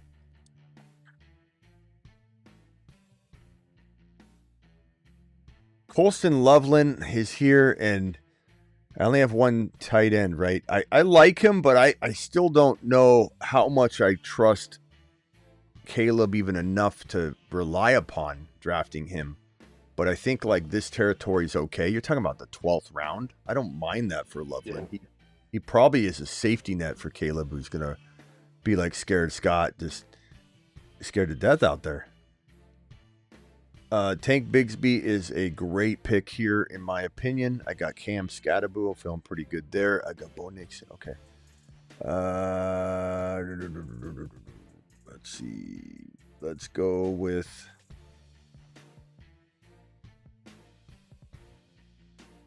Oh, bro, what am I doing? Oh, I timed out. Cam. Oh, I had him in a queue. Okay. That's right. Not necessarily what I wanted to do right here, but I had him queued for a reason because I love him. And this gives me some good QB advantage. I got Burrow, Nix, and Ward. And even though Ward and Burrow share bye week 10, Nix has a bye week of 12. So I'm done QB shopping. I started a QB run right here. So that's fine. That's good. My running backs are Bijan, Kyren, Scatterbull, Bigsby. Love that. Love that. 2 bye week 8s in Kyren and Bigsby, but Cam and Bijan have Bijan. Damn it. How do I get used to saying Bijan? Especially when like you do this for a living and you've said Bijan like your whole freaking last. Gonna have to do drills off there. Bijan. So I got Bijan, Kyren, Scatterbull, Bigsby, Garrett Wilson, Travis Hunter, Trey Harris, Luther Burden, Marvin Mims, Ingram, Burrow, Nix, and Ward. Pretty good team. I was just looking at Mims' game log, and from week 11 on, he was on a 68 catch, 1,050 yard, and 15 touchdown pace. 62 yards a game, almost a touchdown a game. Yeah. I like Mims a lot. Mims might be someone we talk about a lot more. Just because, I mean, Sutton is his new deal guarantees him he's going to be really solid for sure. Prayers up to Hawaii. They're maybe getting a tsunami here. I don't know. Has it already passed the time frame of where that danger is? That danger point? Does anybody know? I just saw a thing. Waves are hitting Russia now, and waves are going to be hitting Hawaii in a few hours. Man, that's crazy. Some say it could be really, really, really devastating, but it's possible maybe it lessens as it hits Hawaii. But prayers up to everybody in Hawaii. 10-foot waves. He's out there, right? Yeah, Scotty, call in. We need a live report from Hawaii, bro. Any of my Hawaii people out there, call into the show, or anybody else that wants to get on the phone line. Call into the show. Call into the show. Brought to you by theattic.shop. Get your apparel over at theattic.shop. As of like an hour or two ago, so I don't know if it changed, but Oprah was still refusing to open her private road to let people get to higher ground. Oprah? Really? She wasn't? Yeah, she's good. Yeah. She was the one with all the fires where just her house didn't get her. Everyone else is dead around her. That's pretty disgusting, Oprah. Yeah, she's not the person people thought she was. You are who we thought you were. Famously said. Green. Let's go with Arroyo here. League-winning Arroyo. Ingram Arroyo. Love the Ingram Arroyo stack right now. I know they don't play for the same team, so stack is not maybe the best way to say it, but the pairing is fantastic because they're both very dominating. Like, I think if you've got Ingram and Arroyo, you have a top 6 tight end. I think so. That's my gut feeling right now. James from the 352, is that Hawaii? No, not Hawaii. No. Sorry to sound disappointed. What can I do for you, James? Just, I have a dynasty question. Okay. I have the 10th pick. We're just drafting rookies. I was wondering what you would pick at the 10th position. Genty? All day? Every day? If he's not there... Assuming Triple H and associates are all gone, Genty gone, Hunter gone, maybe Egbuka gone. Oh, I'm sorry. You're picking I'm sorry. You're picking in a rookie draft. I apologize. Yes. My bad. When I'm drafting, sometimes my mind isn't absorbing everything that's being said. My fault. I love. Let's see here. Let me go over to my thefantasyfootballshow.com rankings where you guys can get your year-round rankings and content and trade calculators. And I created the trade calculator in 2003 because I couldn't find one in the industry, and that's how I got into the industry, to be honest. It was I was like, there's no tools, and so I created the trade calculator, and 12 overall. So yeah, so Blue, Jaden Blue, I love. He's probably my number 5 running back. Honestly, of the rookies. And also, I have the turn, so I could actually pick 2 players. Okay. So Egbuka's gone. Ted McMillan will be gone. If Egbuka's there, you take it Egbuka. But Travis Hunter, Egbuka, McMillan are gone. So Trey Harris is a thought. Tyler Warren's probably gone. Arroyo, two schools of thought. Get your guy, or be embarrassed about reaching and then letting somebody else get him right before your next pick. So it's hard to say where his ADP is going to go, but he's getting hyped in rookie content and stuff. So I'd almost say, like, I kind of love the idea of Jaden Blue and Arroyo, or Jaden Blue and Trey Harris, or Trey Harris and Arroyo, or Trey Harris and Jaden Blue. I like Dylan Sampson right there. Obviously love Cam Ward, but he probably won't be there. And then I love Milroe later, et cetera, et cetera. That's probably the way I would feel looking at it. Okay. And you could look at the ADPs on that and take in what I said and go, well, Smitty loves Blue, but Blue's not going until my next pick, so let me take advantage of that. So understand that there's a world where you can use what I'm saying, but get away with a lot more if you just follow the trend of that ADP suggested rank. So if Trey Harris needs to be one of the guys you're taking, but you can get Arroyo with your next set of picks, then do that and take Jaden Blue. But I wouldn't be afraid to take the guy you need and you want, and Jaden Blue is going potentially to the moon. Okay. To the moon. Now I'm checking out the ADP and everything as well. Yeah, and don't forget thefantasyfootballshow.com if you need those rankings, my boy. Yes, sir. Appreciate All right. it, Smitty. All right, and Patreon. You can ask these questions on the live chat 24/7 Patreon, 365 24/7. Drop the link in the live chat right here, and you guys can jump in there at any point and just ask questions. It's fantastic. Cancel anytime. I highly recommend that avenue. All right, my boy. I'll see you later. Sir. All right, got a timeout here.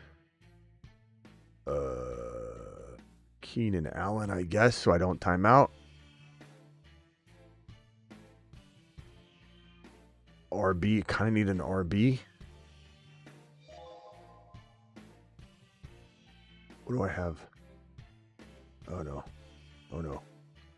I'm going to time out. Oh my God. I love Sean Tucker, but I queued him when I was going to look at Bucky. I love Sean Tucker, though. But I hope I don't have to use that because that would mean Bucky would get hurt. That's not what I wanted to do with that pick, though. That's one of those things where, like, you could, if I had, gone to the bathroom and came back and Sean Tucker goes like in the 4th round, I can see where that happens sometimes. Because you start thinking about, like, I gotta remind myself, I want to look at that if I draft this. Bucky wasn't going to fall to my pick, though. Jeez. Who's on the phone line? Good news, Oprah opened her road finally. Yeah, but she heard the show. She heard us complain, and Oprah said, damn it, Smitty's on to me. We're opening the road, and we're doing it live. Probably realized the tsunami was actually coming. I guess the water's like pulling out of the bay right now. Can you imagine? Being like, I was just reading the tropical storm and the hurricane off the coast of Hawaii, too. Jeez. That's crazy. Yeah, hopefully everyone gets out. My road is closed. I'm sorry. You're going to dirty up the gravel. Oh, I was going to say, the dirty peasants. You don't want them. Oprah. Pavement dirt. I'm surprised Oprah is still in the country. Or in one of the states. I thought she was going to leave. Every game Rasheed plays adds 18 to 22 points, says Reebok Joe. Reebok Joe, glad to have you here. You did vanish for a while, and you're back, baby. It's football time when we get all the usual suspects back in the building. Only 181 in the live stream tonight, but we had 500. No, was it? Did we get to 500 during the 8 p.m. show? Or was it 4? Close if not. Yeah, I think we're close to 500 congruent live stream views at any one moment for a while, and then it got to like 4, sat at 354 the whole show. We're live for about almost 3 hours. So we're back, man. I mean, evening grind can be, especially if I get a late start. I'm going to try and go live at midnight Eastern sharp if I can.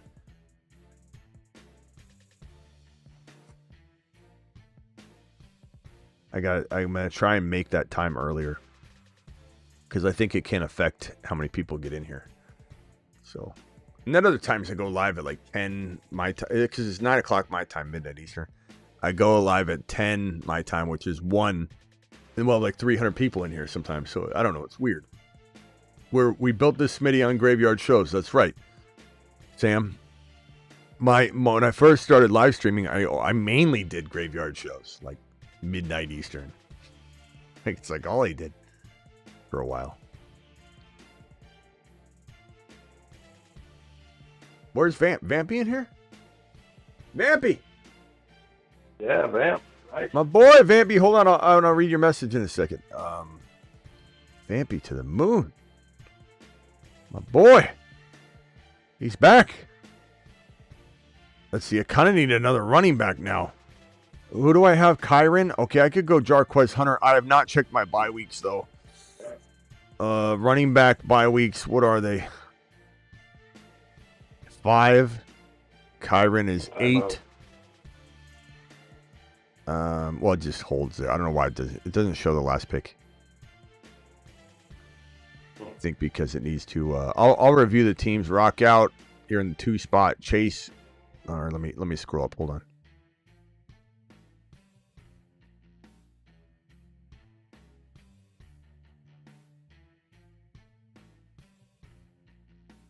Chase, Trey, McBride, Breece Hall, Chuba, Cortland Sutton, Patrick Mahomes, Pacheco, Charbonnet, Keon Coleman. Pretty nice.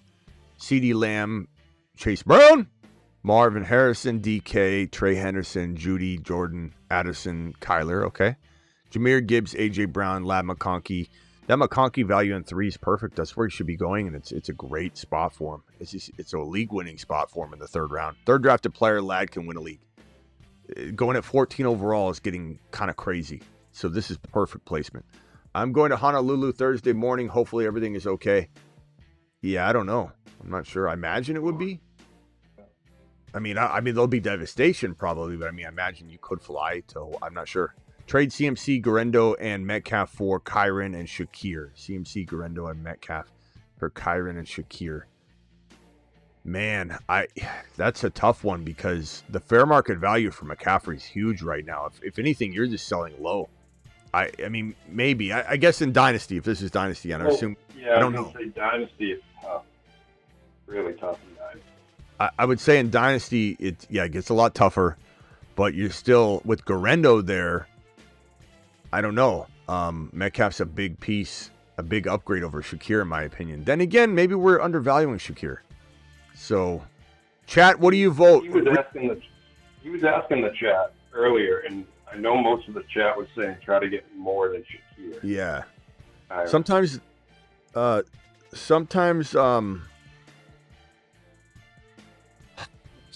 this is one of those situations where I don't even answer it because I don't agree with the direction. So, yeah, I'm going to say with the chat, I'm going to say go get more. You know, if you could get a different receiver than Shakir, I mean, even if it's Dynasty, Kyron's got some concerns for some people, so you can play off that.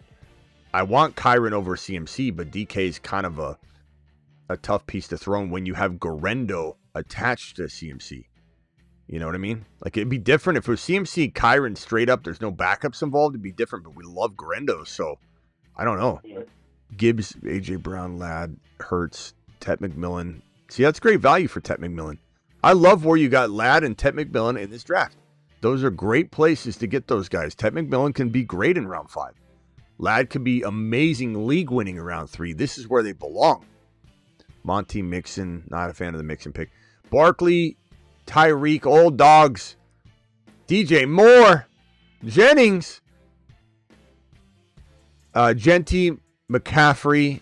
You like how in our draft, only McCaffrey only falls in our drafts. Nobody wants to be the one to take him on the show because the show is very anti-ADP of CMC. Not anti-CMC, but anti-ADP of CMC. And look how far he falls, 19. And then Genty, CMC, Hampton, Worthy, Ridley, Olave. I don't think your receivers can hang. I'm not saying Ridley's trash. I'm not saying Worthy. I just think the combination of everything, I would have went a different route probably. But it's hard not to try that. But remember what I say, when we're in a snipe environment, trying any overdoing of something will burn you because there won't be enough value anywhere because everybody's taking everybody's favorite players. So, you know, the reason why it's fun to draft it with people that draft differently than you is your sleepers will fall sporadically throughout the draft. When you draft with all like-minded people, everything gets pulled up, and then when we get to round 5, it's like nothing's left because we all just tucked everybody that we loved up together, and there's no spacers of bad picks. And so, in our mind, because we're all thinking alike, and so if you do something over the top, like early quarterback and early tight end, you're going to not like your team in a snipe environment. 3 running backs in a row, you're not going to like your team in a snipe environment. 3 wide receivers in a row, you're probably not going to like your team in a sniper environment. So it's hard to draft that way. JJ, JT, Jalen Hurts, or I'm sorry, Josh. I don't know why I said Jalen Hurts there. Josh Allen, Kittle, RJ Harvey, Roma Dunze. I like this team a lot.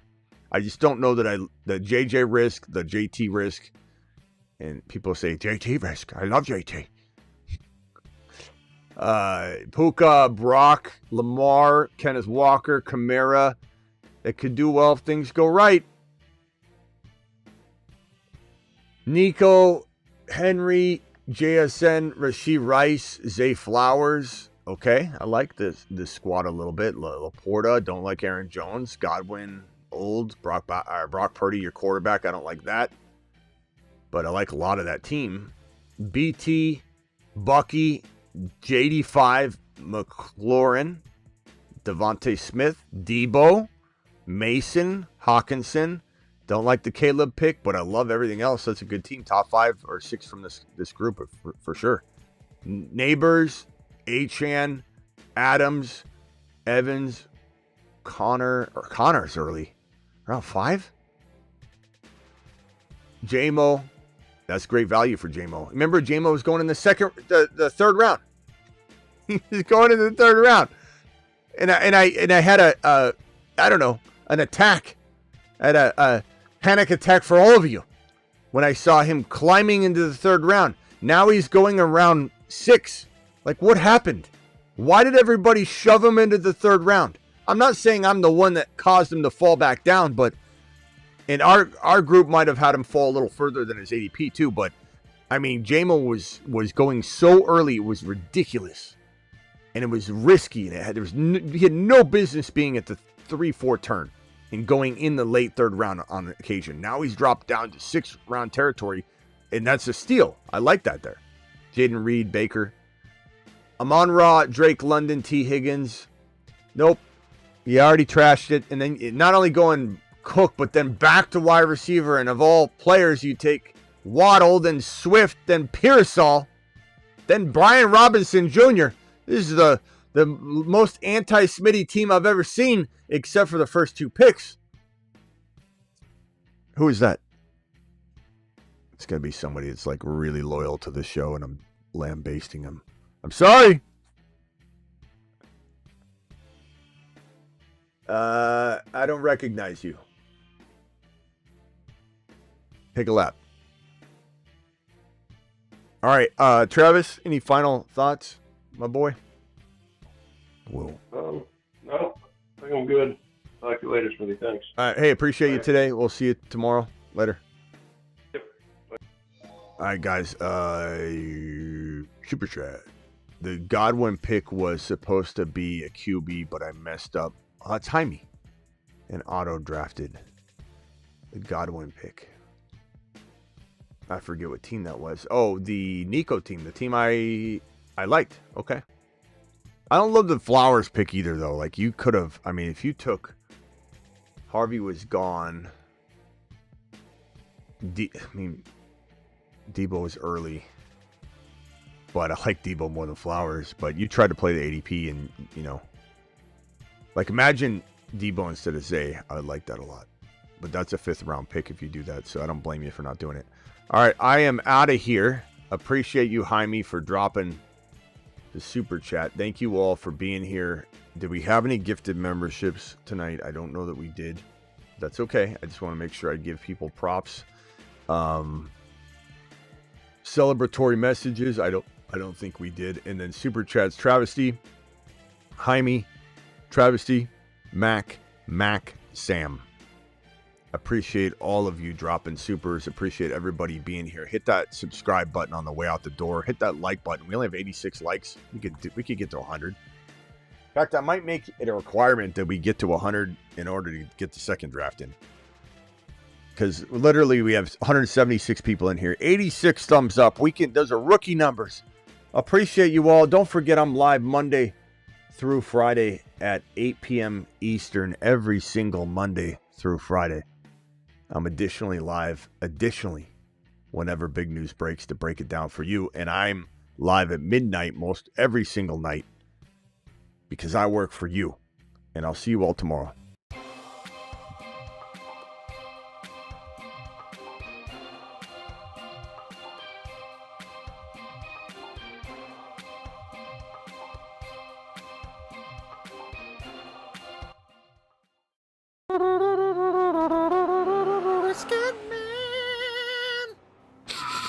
What is that smell? Someone needs me. Help! Help! I'm going to lose my fantasy week! Somebody help! Call the Scat Man! He's the Scat Man. He's scatting all around. Scoring loads when he's called upon. He will ground and pound. Scat Man, yeah. He's the guy you call when things go astray. Scat Man can score all day. He's the Scat Man. Scat Man. Scat Man. Scat Man. Scat Man will score TDs. He will make you get on your knees and say, please, Scat Man, I beg no more. I've had enough of your touchdown galore. Please, Scat Man, I beg no more. I've had enough of your touchdown galore.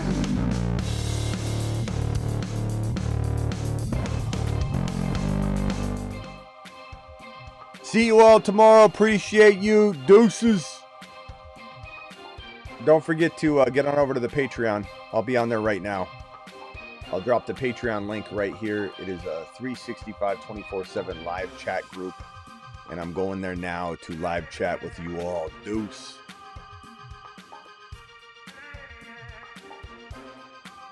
Your Bijan card has been revoked.